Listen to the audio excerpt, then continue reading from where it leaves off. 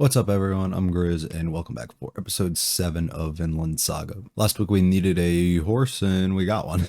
We met Sverkel, who just happens to be Catel's dad, and we find out, he still lives here on this farm, but we find out they both have very different motives and like ways to go about things in life and views on different things. Sverkel is very critical of his son and the way he goes about things, and having such a big farm and the things, all these slaves and needing all this land, and he needs it all because he needs to amass more money because he has a deal with the king, and he basically provides him with certain goods, and in return the king provides protection and allows that nobody will attempt to come onto this farm and destroy it or take over or anything. So he continuously is growing and growing this farm to keep up with that amount of wealth and stuff that the king would want in return. And as that continues to grow, because he's going to want more and more over time, we have to keep growing the farm bigger and bigger. And Sverkel thinks that's dumb because he believes in like a simple value of being able to protect your own land and not needing others to do it. And so he's kind of one for himself, and he thinks that if you can't protect your own land and you can't protect your own family, but you have to get other people to do it, it's not a good way of living or a smart way, and he thinks you're a fool for that, which is a very interesting way to look at it. And I don't completely disagree, but I don't completely agree, I guess, because it all depends on your circumstances and stuff. So it's interesting. But I like Sverkel as a guy. He gave us a horse in order for doing a deal, and he believes in just simple values of rewarding people for doing good work. Yeah, excited to see how much more we're gonna learn from him, because I'm assuming he's somebody who has a lot of knowledge and things that we can learn. And I'm also just excited to see how Einar and Thorfinn can grow from that, and hopefully they continue to get their farm growing more and more. If you enjoyed this at all, feel free to hit the like and subscribe button. They both do mean a lot. Feel free to also stick around for the discussion afterwards and leave any comments that you want or feel could also help me. Let's get going with episode 7. The thieves, I'm thinking. Yeah, so they ran us dry, but not really.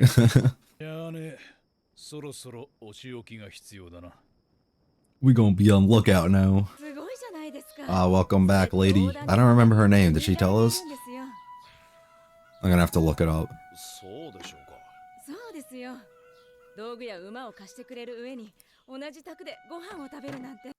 I think he just likes rewarding people and making deals.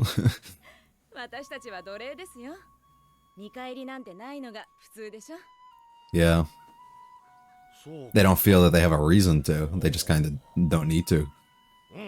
So finding one is kind of odd. Because you go about things the right way. You're working hard.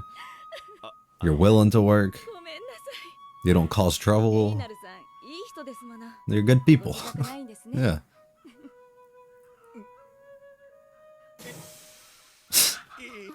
He's such a clown. He shows his expressions so easy. I love him though. Great guy. Yeah, he's trying to leave you. Give you some time with her.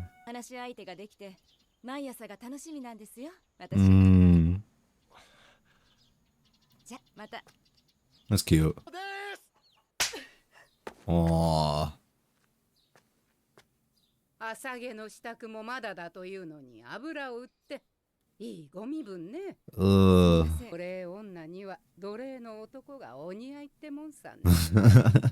suppose that works out. It's a process, buddy.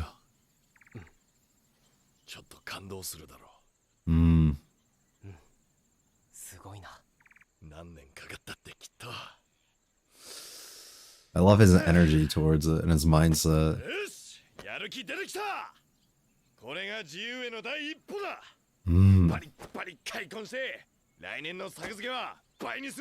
Step 1, baby. But then what? Ah. Yeah, what does she have to do? Yeah, I guess you something to talk about to her tomorrow.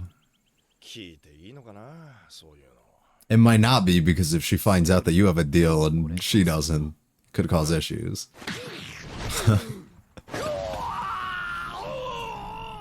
A clown. Calm down, calm down. Ripen and grow.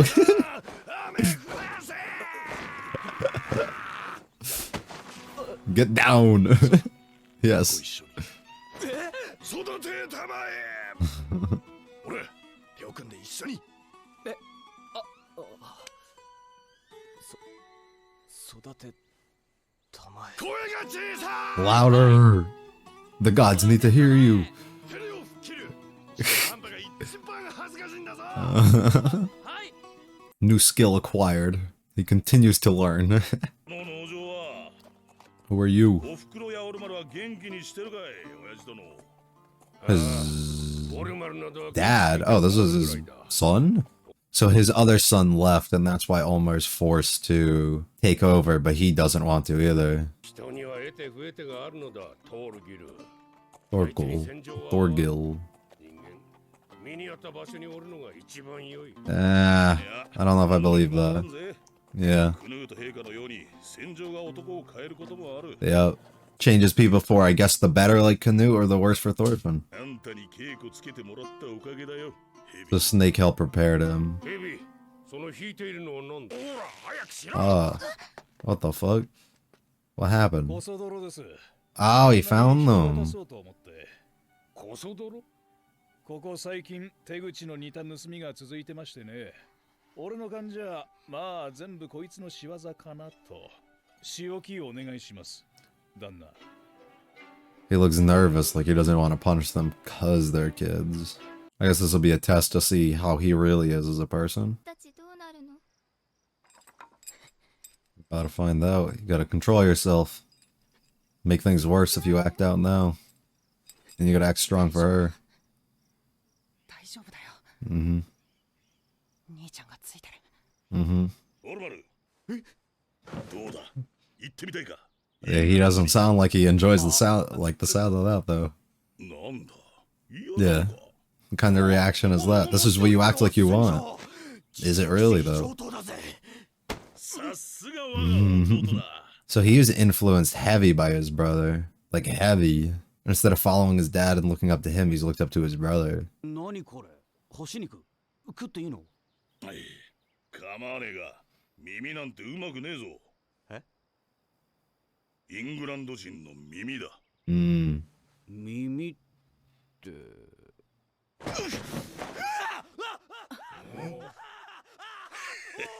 This is how they live. I like it though because it allows Omar to see kind of what it's really like and how people who are really involved and actually go to battle act.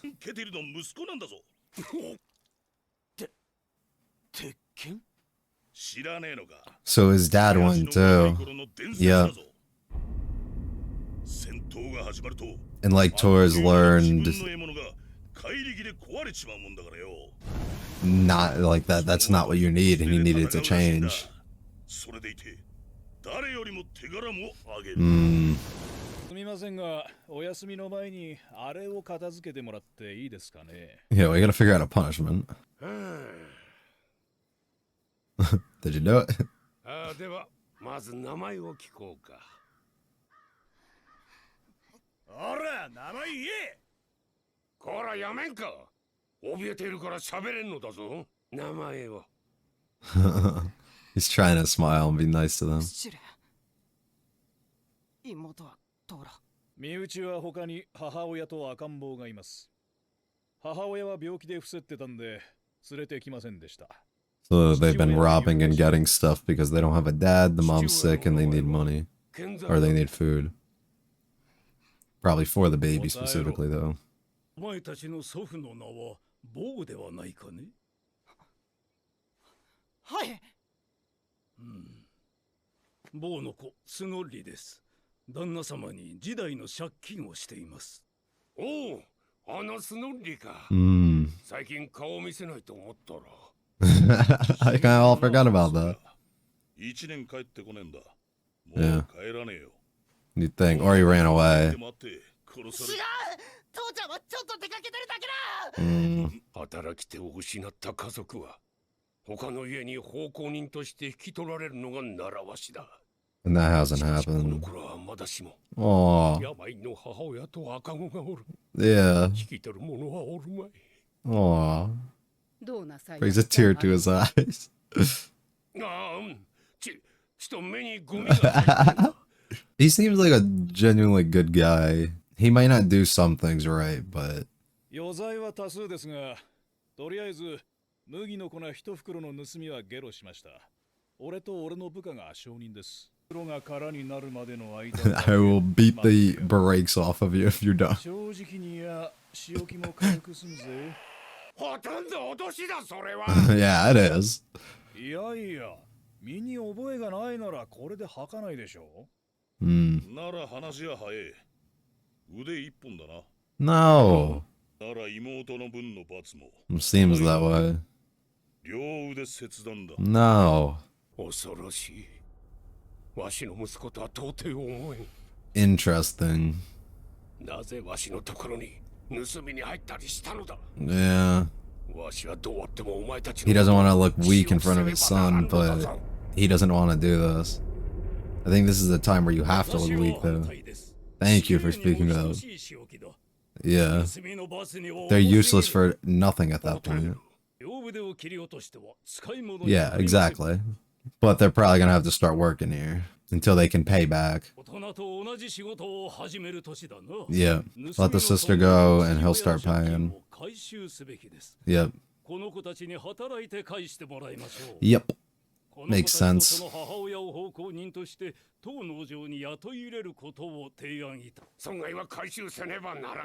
You get compensated, yeah.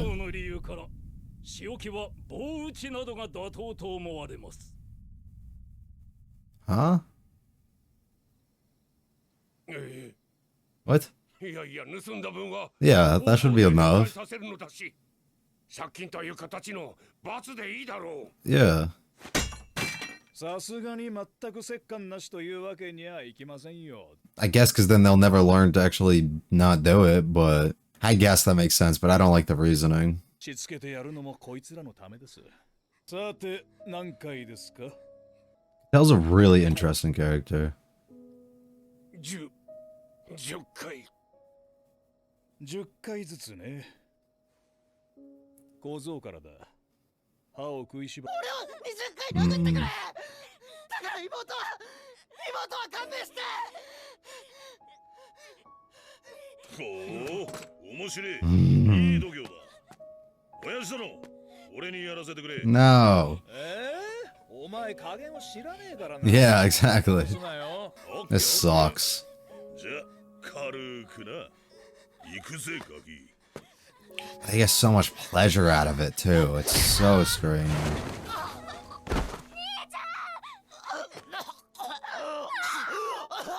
一つ。待て、やめろトールギル。わしがやる。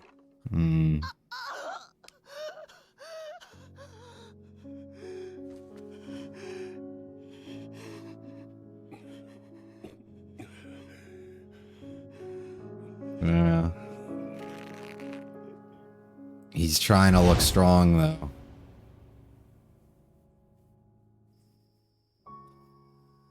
Fuck. And they all just laugh and enjoy it afterwards, while the dad's gone off by himself and reflecting and absolutely hating himself for what he just did.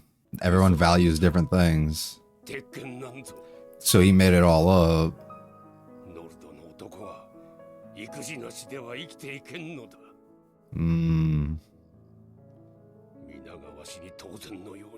But I'm not.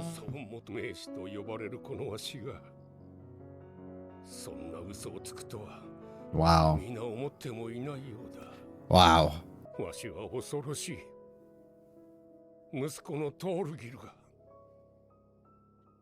That's why he's trying to, yeah.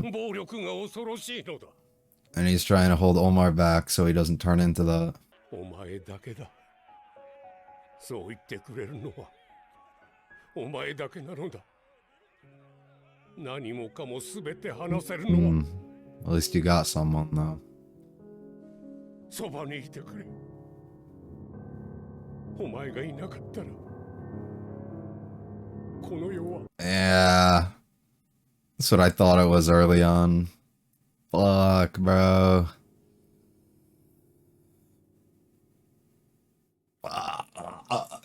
Just when you think you're about to get a good episode of farming again like you did last time and some wholesome stories and learn some things, absolutely not.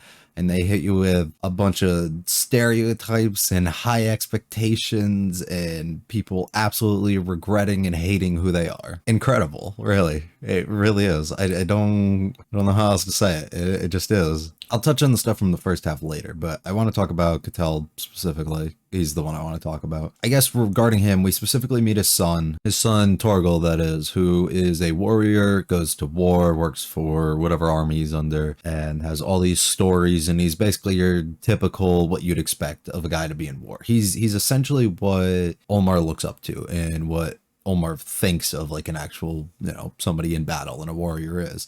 And it seems Torgal went on a different path than his dad did. And as a result of him going that way, Olmar actually seems to want to follow that and thinks very highly of his brother and doesn't want to become like his dad. Maybe because he knows who his dad really is. Regardless, Olmar is very similar to his dad, despite what he wants to say. He is very similar, a lot more similar than Torgal is. At this dinner that we're all having together, we find out that Cattell told, I guess at one point in his life, or he just heard it through somebody else, but Torgal heard a story that basically said that his dad, Cattell, they called him Iron Fist Cattell, and that's basically like it's this fabricated thing that makes his dad seem to be this absolute hero and absolute like demon when it comes to being on the battlefield.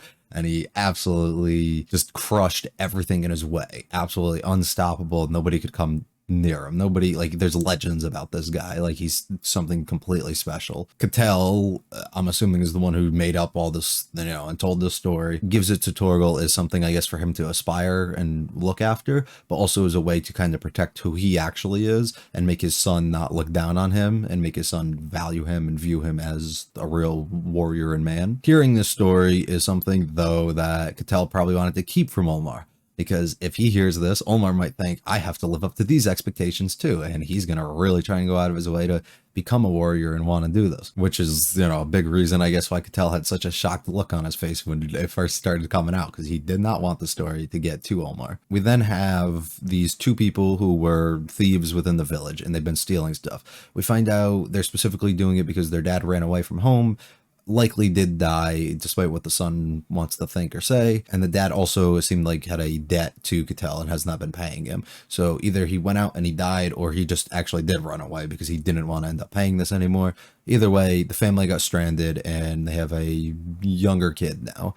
And the mom has to take care of the kid, but the mother is sick. So it's just the son and the daughter. And neither of them can really work because they're both very young. So there's nothing that they can really do. So the best thing that they can do is go out of their way and steal. So they've been stealing, but not a ton, but just enough to essentially get them by and allow them all to eat and live and do whatever they can. However, it's Snake's job to catch these people. And when you continuously do it, he's going to catch you. So he ends up going out of his way and catches them, and now it's time for a punishment. From the moment Cattell sees these children, he has fear in his eyes. He is nervous. He does not want to have to touch these children. He does not want to have to do anything to them. He wants to, he's basically internally, you can see, he's kind of hoping and praying in a way that these kids just don't confess to anything and refuse and deny everything, I guess, so that he can kind of be like, oh, we don't have enough proof, or there's no way that they actually did anything, and we can just let him go. And I believe that's probably what he wants. But unfortunately, Snake kind of threatened in a way, despite it not being directly threatening, he kind of did, and forces the older brother to come out and kind of confess to at least taking something. Maybe not everything that they're accusing him of, but at least taking something. So in their eyes, that's grounds for enough punishment already. Before deciding the punishment, Cattell then asks basically to learn their backstory, and when learning about the dad and where the dad's gone, Cattell breaks down in tears almost, and it's heartbreaking for him to hear that they lose their dad and they lose the breadwinner within their family, and now people are sick within the family, and you have these young kids who need to be taken care of. And you absolutely don't want to do anything to them. You want to make sure that they can roll enough and be useful and do stuff. And now that the breadwinner is gone and there's nobody, they have nothing left to really do. The kids are probably too young to really know how to, I guess, grow vegetables or do whatever on the farmland in which they were working on. So to do it all on themselves, it's really tough. But being the typical big, threatening warrior of a guy that Torgal is, immediately is like, oh, Dad, we got a punishment. We got to give this guy a punishment. Like, both of them need to be punished some sort of way because they did something like this to us. Torgal's immediate, response and how he wants to handle this is to cut off their arms or cut off one apiece.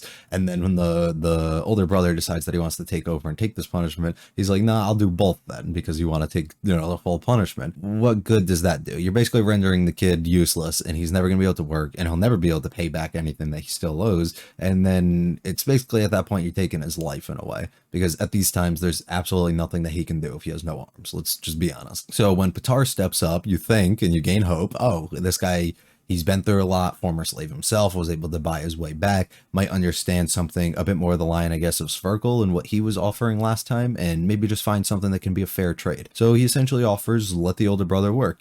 He's old enough to really start doing stuff. I'll train him. I'll teach him how to do everything. He can buy himself back, or buy the debt in which he still owes you back. And by the time he gets old enough, he'll have a lot of useful skills, and he'll be able to be of more help to you by then. Sounds good to me. And Cattell immediately goes for this. This is the perfect opportunity. Let's do this instead. However, for whatever reason, Petar still views that he needs to be punished in some sort of way. And I guess this makes sense. Do you really learn the punishment if you kind of have another way to get free? I think you can, and I think it's the way that it handles, like, you choose to handle it. Because does he realistically want to be working on this farm for his entire life, or his entire childhood, growing up here, trying to learn and buy himself free for something that he didn't even put himself in debt to, right? Probably not. And I would assume, all these years of doing this, and would be enough of a lesson taught that he wouldn't want to ever do it again. But they view that something still needs to happen to him to kind of trigger like a reaction in him to make sure, oh, if I ever do this again, this is going to happen to me. And working isn't really that. So they immediately think, oh, we have to hit him. We have to beat him some sort of way. We have to punish him, scar him, do something. Which then I don't like the idea of, just because you never want to see, especially like a younger kid like that, and also somebody who's just trying to look out for their family, get hurt. And Cattell's the same way, and absolutely did not want to see this. However, it's a rough spot for him, because later on we end up finding out Cattell is an absolute fraud. I think that's the only way for me to put it. He is, and there's nothing wrong with that. But he basically told his son an entire story because he is completely threatened and in fear of his son. His son wants to be one thing, became that one thing, and is now bigger than him, stronger than him, and has all these views, and he doesn't want to let his son down. It's one of those things where you try and look strong in front of the people that you love. We saw a complete mirror of that with the older brother in this situation, wanting to take the extra punishment that was going to happen so that the sister doesn't get hurt at all. And he wanted double that, right? You're trying to look strong and take after so you don't see people around you get hurt. And it's the same thing Cattell's doing. I want to look strong and be somebody that my son can look up to. Except my son is in a position now where he has surpassed me completely. But if he hears all these legends and stories about who I once was, he won't have to ever do that, because he'll still be in fear of me almost, or he'll still value me and look up to me. But that's not the case at all, because none of that's ever real. Cattell made up the entire thing. And that's great. I don't know. That's the only way I could put it. It's natural. It is something that absolutely happens. It's unfortunate that he has put himself backed into this corner in this position, but it's true. And it's true to who he is. He is a scared man who doesn't follow the typical build and mentality, I guess, of somebody who is a natural warrior at this time. And in order to protect himself, he had to unfortunately lie and put up some sort of wall to kind of protect himself and make him feel secure in himself and who he is, so that nobody else looks down on him. Unfortunately, though, did result in the child having to get hit 20 different times and take an absolute beating, which is not something that Cattell wanted to see at all. And he was actually the one who had to do it, because he was so nervous that his son was going to actually kill this kid, and he does not want to have to deal with that or see that on his hands. So he beat the kid enough to a point that nobody would tell him, oh, you didn't do enough, but that wouldn't be going to like too far, I guess. So it's really unfortunate. You see him break down completely in his bed. He has absolutely nothing going for him. Like, he's not happy, and he's in a very bad state. And he seems like somebody who is a genuinely good guy who, like, unfortunately puts himself in a bad position, especially only when his son's around, though. So now that his son has returned, he might have to start acting a little different. And it's really hard on him to act out and be this type of person. So we see him breaking down in tears, and we find out that I think her name's Arnheid. That's what it says here, something like that. Maybe somebody can help me with pronunciation. I actually don't know how to say it. Regardless, who I immediately thought she was being used for, I guess, probably like sexual favors in a way. That's like a typical thing, I guess, that you would assume happens with slaves and people who have to work directly under and with the master. I don't know if necessarily that's exactly what he uses her, and he's not necessarily using her for that, but he's specifically is using her to vent and tell her stories or tell her things to get off of his chest and make him feel a little better and be able to express this and let somebody know, which is good. He has somebody in his life like that. I don't know exactly who his wife is, or if he has like the mother of his children. I don't know if it's that older lady we've been seeing or what. It is nice that he has somebody like this. It is rather unfortunate that it's this person that Einar is so obsessed with, but it is nice that he does have somebody. And I am interested to see how that's going to develop at some point. I don't really know where they go from that. I am assuming at some point Einar finds out something relating to her being in his housing like that and kind of loses his mind over it. But I don't know exactly what would come of it, or if she's just going to kind of express how good of a person Cattell really is and that he's not going to have an issue. I don't really know. Another thing, I guess, in the back end that happened that I found fascinating was how I think his son or Cattell, one of them brought up the fact that like being in battle and going to war changes people. Specifically, I guess when his son went, how different he came back and how he's completely different, and his mindset and view on it. And we see him, he brings like all those years back and gives it to his younger brother who wants to almost become like him. Be like, this is what you're missing out on. Like, it's a good thing, right? It's really weird. Nobody wants that. But the people, I guess, who actually go through it. But it is interesting because they talk about how somebody is completely different, how Canute has changed going through it, right? That's a great thing. And how Canute was somebody almost exactly like Omar. So Omar could become Canute in a way. But there's a mirrored side to it where there's somebody like Thorfinn who goes through it, who wasn't like Canute to begin with. And now look what's become of him almost. He's completely broken as a person and doesn't have value in things, right? As he is getting better, of course, here, he's in a very fractured state for a long period of time, and he still is. So yeah, I guess going into battle and war does change people, but is it always for the better, the way that Torgal comes out or the way that Canute came out? Absolutely not. And that's the side of things that nobody really sees. And that's why I said, I think in one of the first few episodes, I would love to have Omar have a conversation with Thorfinn specifically about going into battle and what becomes of you as a person and what changes and like his thoughts and feelings on it. Because I think when he sees these dudes like his brother, he specifically looks up to him and he's like, I can become like that. But when he sees, I guess, more of a reality of what actually happens with somebody like Thorfinn, he's going to be like, oh, this is also an option too. And it's going to make him kind of retreat a bit and not want to go into that anymore. So I do really hope we get that. I guess in the first half, we had a fun, cute conversation with Einar, and he was able to continue to talk to this girl and hopefully gets to see her again soon. And I mean, I guess every morning, and she seems to take a very nice liking to him as well. So just continuous development on their part, like that a lot. And then the whole part where they're growing, Thorfinn's learning about what they're growing and how the wheat's being used for bread and how like it starts off the way that it looks, and just learning the slow process of these different things. And he can kind of apply that into things regarding to his own life and everybody else's and the things around him. How sometimes things take a long period of time and you need to be more grateful for the things that you get, and just looking at how little they start at and what they can ultimately become. Einar using Thorfinn and forcing him to pray out to all the gods and hope that they get rain in order to try and, you know, have this positive mindset and get themselves to be bought out free and do it even quicker. I thought that was really funny and cool because it's another thing that Thorfinn learned. He's probably never learned to pray, I guess, or have somebody like that, a higher power to believe in. So having somebody like Einar kind of teach him through that and force him, I guess, in a way to do it is really fun. And I love seeing it, and I love the dynamic between them because Einar's almost like an older brother to him, and I love their relationship a lot. So it's really fun to see. Where we go from here, I still don't really know. I think it's just Thorfinn still continuously learning and becoming grateful for these few things in his life, and, you know, just learning different things and taking on new skills and just kind of becoming to terms with what he has now, what he has left, and what he has to look forward to, and what he should be striving for,